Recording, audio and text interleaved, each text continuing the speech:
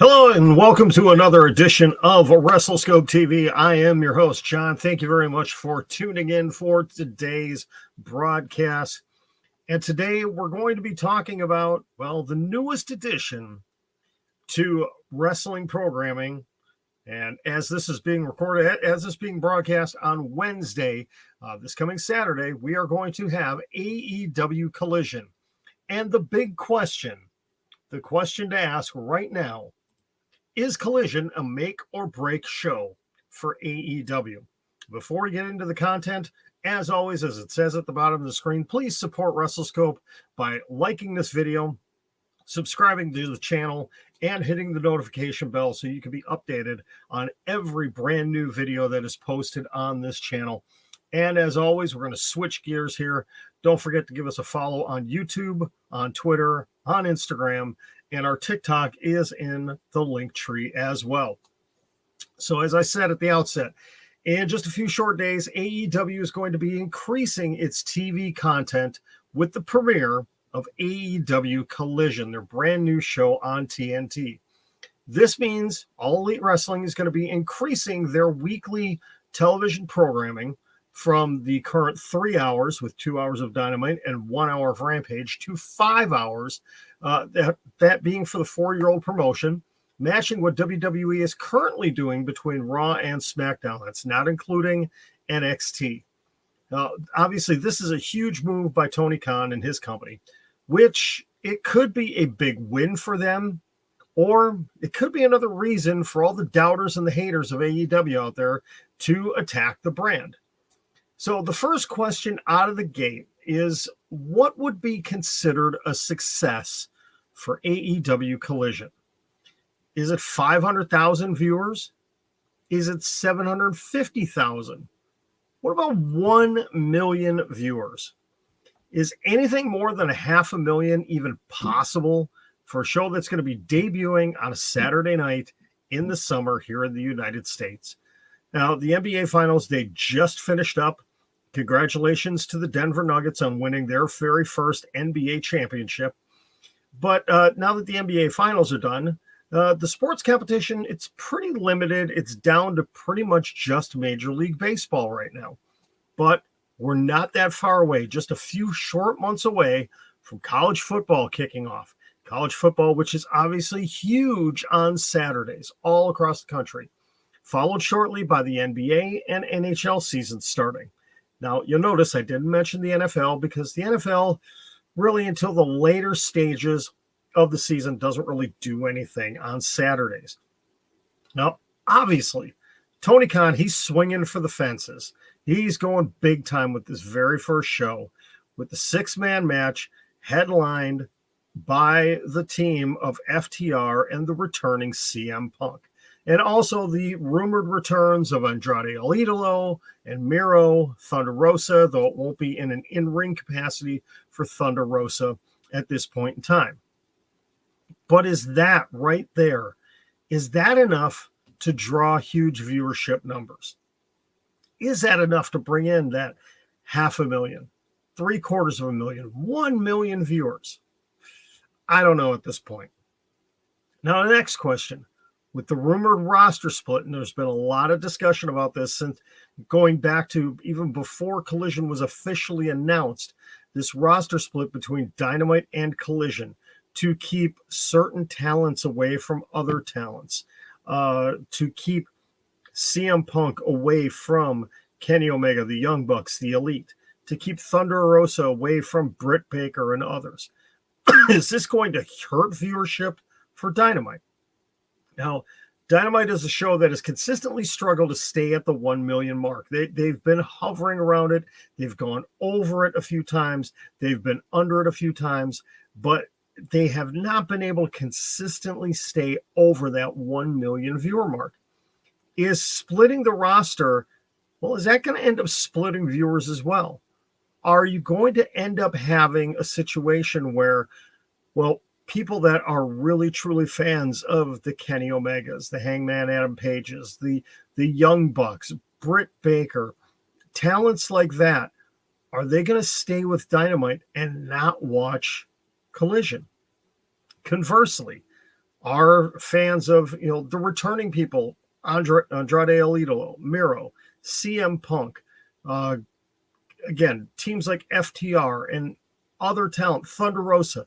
Are they going to go to Collision and not watch Dynamite? I don't know if we're really going to see so much of a split there between the two. It is a slight possibility, but I wanted to throw that out there. And inevitably, are we going to have the argument, the debate on which show is the A show and which show is the B show? Remember, there was a while, and it still happens from time to time, where we hear that talk between WWE Monday Night Raw and Friday Night SmackDown on Fox. It doesn't happen so much anymore. And a lot of people actually side with the fact that SmackDown actually is the better show than Raw. But will we see that happen between Dynamite and Collision? Obviously, people don't do that right now between Dynamite and Rampage because it is very apparent that Dynamite is the marquee, the anchor show for AEW. But will that comparison be made between the two shows? And obviously, excuse me, we've got to talk about the two-ton elephant in the room, CM Punk. Can the Second City Saint, can the return of CM Punk be enough to carry a brand new show? If you've looked at it, obviously the first huge announcement after announcing Collision was happening was the city it was going to be in and who was going to be returning, and then who was going to be in the main event. And much of the promotion has been surrounding one person, one singular person, and that's CM Punk. Now, the future Hall of Famer, he's been very outspoken in his time in AEW, burning a number of bridges amongst the talent. Yeah, we all know. We all know about Brawlout. We all know about what happened at All Out, the media scrum last year. How soon until something like that happens again? Now, excuse me, maybe there is a deal between Tony Khan and CM Punk where he's going to be limited on the things that he can say. But knowing CM Punk, is he going to be able to control himself? Or is he going to turn into the pipe bomb monster again?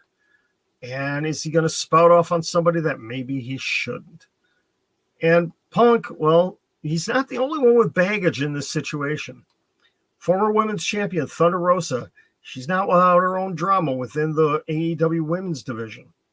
It's very well known. We saw it on AEW's All Access discussions there, and there's been stuff leaked all over the internet about issues that certain women within AEW have had with Thunder Rosa. She's a difficult person to work with. Was her injury real? And so on and so forth. Is that drama going to follow her? Now, the eyes of the wrestling world, they're going to be watching extremely close what happens with Collision. Obviously, this first episode, there's going to be a lot of eyes on it.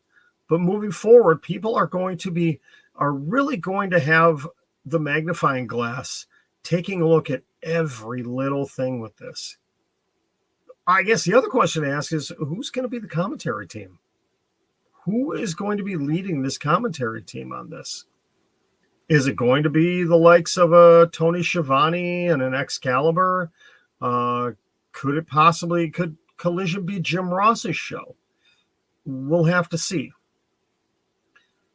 Is Collision going to be on par with Dynamite? Going back to the A and B show comment. Or is it really just going to be another version, it's a Saturday night version of Rampage? Is Collision going to succeed where WCW Thunder failed? Mm-hmm. If you remember, back in the day, when it was just WCW Monday Nitro, and then it was decided, and it wasn't really a decision by Eric Bischoff, it was a decision by Time Warner AOL, that they wanted a Thursday night show. And it was a failure. It was a failure in so many ways. Is Collision going down that same road? Now, personally, as a wrestling fan, as a longtime wrestling fan, I want AEW Collision to be a success. It helps AEW if it does. It benefits the company, the talent, obviously the networks. It also benefits the fans because it gives us another great option in programming to watch. Even though the wrestling landscape is flooded right now, do we really need another night of wrestling? And the success of Collision could force WWE's hand to maybe do something new as well.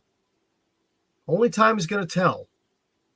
Now, the big question for you as a wrestling fan, are you going to be tuning into AEW Collision this Saturday night?